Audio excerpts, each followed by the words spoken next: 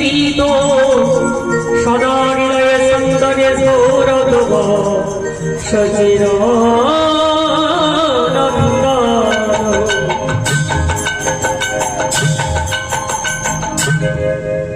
বললেন যে ধন কোন কালী কোন যুগে দান করেননি সেই মহামন্ত্র হরিনাম,